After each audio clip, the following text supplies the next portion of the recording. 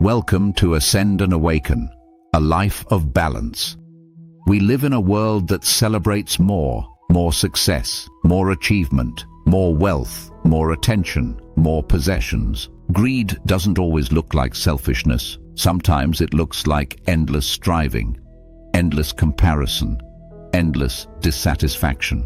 In all this noise, humility can feel like an outdated virtue, something soft, passive, or self-effacing. But true humility is none of those things. True humility is strength without arrogance, awareness without self-importance, confidence without the need to dominate, power without the need to impress.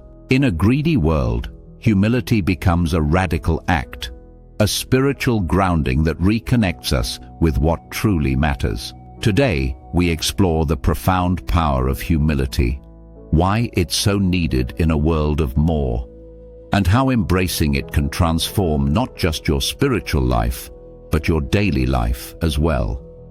What is greed really, and why does it hurt us?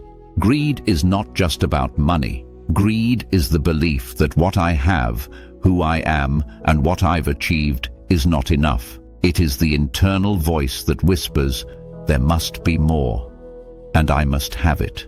Greed disguises itself as self-improvement, ambition, survival, staying ahead, cultural expectation. But underneath it all is a wound, a quiet fear that who we are is somehow lacking. Greed numbs us by keeping us on a treadmill of grasping.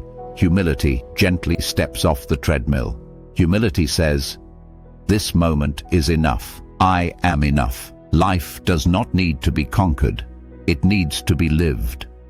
What does humility really mean, and what does it not mean? Humility has been misunderstood. It does not mean thinking less of yourself, hiding your gifts, denying your worth, shrinking so others can feel comfortable. Humility is not the absence of confidence. It is the absence of inflation. True humility is seeing yourself clearly, recognizing your strengths without bragging, acknowledging your weaknesses without shame, being grounded, honest, and open. Humility is a balance point, not too high, not too low.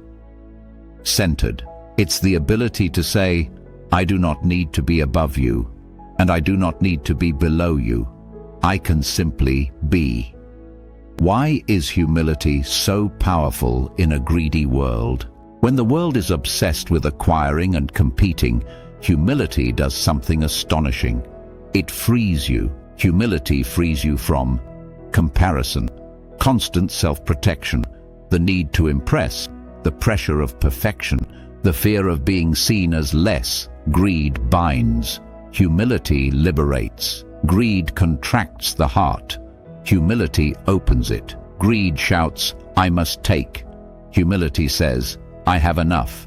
Humility reconnects you with peace, a peace that is not dependent on status, possessions, or validation.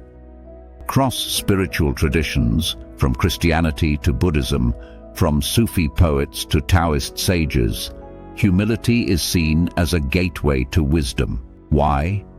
Because humility removes the barriers that keep us from truth. The ego builds walls. I know, I'm right, I'm superior, I deserve more.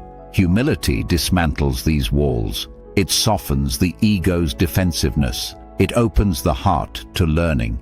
It makes space for the divine to move. Spiritual humility is the quiet recognition. I am part of something greater than myself. I can listen, I can learn, I can be led. Humility doesn't diminish you. It expands you beyond the narrow confines of ego. Greed and restlessness go hand in hand. There is always something else to chase. A better job, a nicer car, more money, more attention, more achievement. But there is no finish line. Humility slows the pace. It invites you to step fully into this moment, not the next one. From humility flows calmness, patience, acceptance, gentleness, gratitude.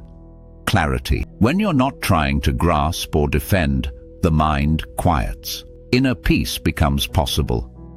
Humility shows up in the smallest of moments, listening more than speaking. When you listen with openness, without planning your reply, you're practicing humility. Admitting when you're wrong. It takes courage to say, "I didn't get this right." That's humility in action. Letting someone else shine. Humility celebrates others without feeling threatened, not needing the last word. The urge to win an argument dissolves. Being teachable at any age, humility keeps you growing. Accepting help without shame. This one requires vulnerability, and that vulnerability is humility. Choosing gratitude over entitlement. Greed says, "I deserve more." Humility says, "I am grateful for what I have." Humility is practical spirituality in motion. Humility is not weakness, it is immense courage. It takes courage to put the ego aside, admit limitations, exist without superiority, allow vulnerability, stop performing. Let authenticity replace image. Greed hides insecurity behind a mask of strength. Humility reveals strength by removing the mask. The humble person is not afraid to be seen. Humility is power, not the power to dominate, but the power to be free. In a culture built on striving and accumulation, a humble person stands out, not because they try to, but because people naturally feel safe around them. Humble people create peace, diffuse tension, act without hidden agendas, uplift others, share instead of hoard, inspire trust. Humility radiates a quiet confidence that changes rooms, relationships, and communities. It becomes a spiritual gift to those around you. In a greedy world, humility becomes a form of leadership, a gentle beacon, inviting others toward compassion, contentment, and peace. Humility is not about thinking less of yourself. It's about thinking of yourself with clarity. It's about stepping out of the endless chase for more and stepping into the grounded truth of enough. In a greedy world, humility frees you, guides you, softens you, and brings you home to what truly matters. Thank you for spending this time with me and for choosing a path of inner freedom. If this reflection resonated, I invite you to subscribe to Ascend and Awaken for more spiritual insights, gentle guidance, and heart-centered wisdom. And I'd love to hear from you in the comments. Where do you feel called to practice more humility in your life?